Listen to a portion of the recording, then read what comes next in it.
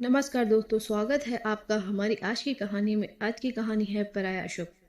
सुबह का समय था। मोहल्ले के कोने वाले पुराने पीपल के पेड़ के नीचे रघुवीर बाबू चुपचाप बैठे थे। पास ही उनकी पत्नी शारदा देवी मंदिर से लौटकर आई तो देखा कि आज फिर उनके चेहरे पर वही उदासी छाई है।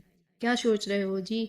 शारदा देवी ने पूछा। रघुवीर बाबू धीमी आवाज में कहा, सोच रहा हूँ क्या हमने अपने बेटे को ज्यादा आजादी दे दी या संस्कार देने में कहीं कमी रह गई। शारदा देवी समझ गई बात फिर से मेरे बेटे निखिल की हो रही है। निखिल उनकी इकलौती संतान था। पढ़ाई में तेज, स्वभाव में शांत। माँ बाप ने अपनी सारी जमा पूंजी उसकी पढ़ाई पर लगा दी। वह बड़ी कंपनी में नौकरी करने लगा। घर की खुशियां लौट आई। उसी दौरान पास के शहर से रिश्ता आया। लड़की रिया बड़ी पढ़ी लिखी, मॉडर्न, बड़े घर की थी। उसके पिता महेश मल्होत्रा शहर के नामी व्यापारी थे। रिया की माँ सविता बातों की तेज और अपने हिसाब से सब चलाने वाली महिला थी। रिश्ता तय हुआ। शादी धूमधाम से हुई। रघुवीर बाबू और शारदा देवी ने अपनी हैसियत से बढ़कर सब किया।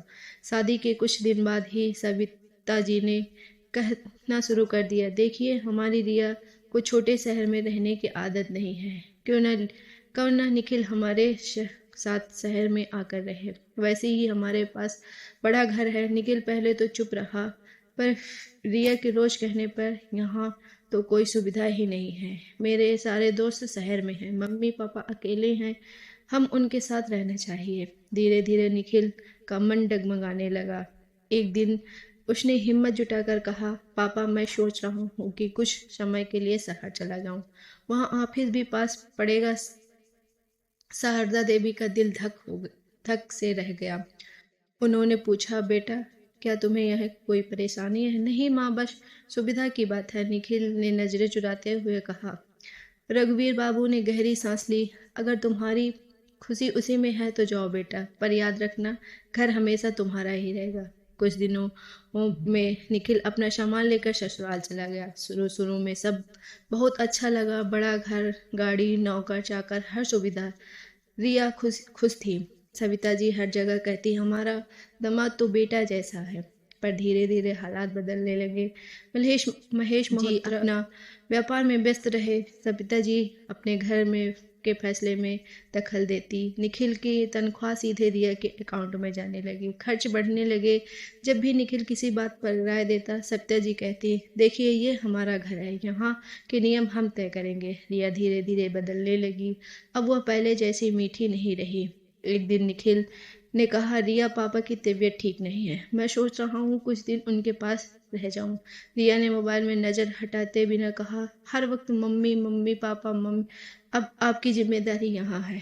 पर वे अकेले हैं। निखिल की आवाज भर आ गई कि सविता जी तुरंत बोली, अकेले तो हम भी हैं, और वैसे भी उन्होंने अपनी जिंदगी जी ली है, अब तुम अपनी सोचो।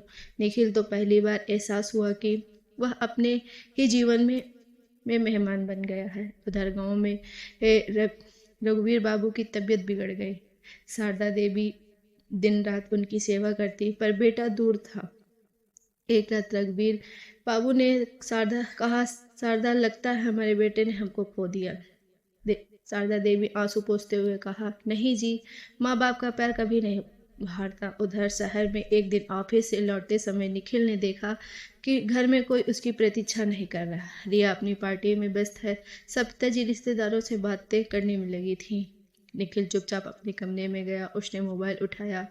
माँ की मिस कॉल थी। जब उसने फोन मिलाया तो उधर से माँ कांपती हुई आवाज में आई, बेटा तुम्हारे पापा अस्पताल में है। निखिल के पैरों तले जमीन खिसक गई। वह तुरंत गांव पहुंचा। अस्पताल के बेड पर पिता को देखकर उसका दिल टूट गया। रघुवीर बाबू ने मुश्किल से आंखें खोली। आ गया बेटा? निखिल रो पड़ा, पापा मुझे माफ कर दीजिए, मैं आपको अकेला छोड़ गया। रघुवीर बाबू मुस्कुराए, बोले, बेटा माँ बाप कभी नाराज नहीं होते, बस खुश रहो। इन शब्दों ने निखिल को अंदर से झकझोर दिया। अस्पताल से लौटकर उनका फैसला उसने फैसला किया। घर पहुंचने उसने रिया से कहा, मैं अब अपने माता पिता को अकेला नहीं छोड़ सकता। अगर तुम मेरे साथ चलना चाहो तो चलो, पर मैं घर जमाई नहीं बन सकता रहूंगा। रिया हैरान रह गई। सविता जी बोली, यह क्या नाटक है? निखिल ने शांत स्वर में कहा, नाटक नहीं, जिम्मेदारी है। मैं बेटा हूँ। रिया ने मन ही मन में हलचल हुई। उसने पहली बार सोचा, क्या सच में उसने अपने पति को उसके माँ बाप से दूर कर दिया था। उस दिन के मौन के बाद रिया ने कहा, मैं तुम्हारे साथ चलूंगी। गलती मुझसे हुई है। गांव लौटते समय निखिल के मन में एक अजीब शांति थी। घर पहुंचते ही रिया ने शारदा देवी के पैर छुए और रोते हुए बोली, माँ मुझे माफ कर दीजिए। शारदा देवी बे शारदा देवी ने उसे गले लगा लिया। बेटी, घर वही होता है जहाँ अपनापन हो। रघुवीर बाबू की आंखें में संतोष था। समय बीतता गया। रिया ने घर संभाल लिया। निखिल के शहर में नौकरी ढूंढ ली ताकि माता पिता साथ रह सके। अब घर में फिर हंसी गूंजने लगी। सच ही कहा है, जो सुख अपनों को छोड़कर मिलता है वही टिकता है, जो जिम्मेदारी निभाता है वही सच्चा सुख होता है। तो दोस्त, क्या निखिल का फैसला सही था? क्या आप अपने माता पिता के लिए खड़ा होना गलत हो सकता है? कमेंट में ज़रूर बताइएगा। कहानी पसंद आई हो तो लाइक कमेंट शेयर ज़रूर करिएगा। मिलते हैं एक नई कहानी के साथ। तब तक के लिए नमस्कार दोस्तों।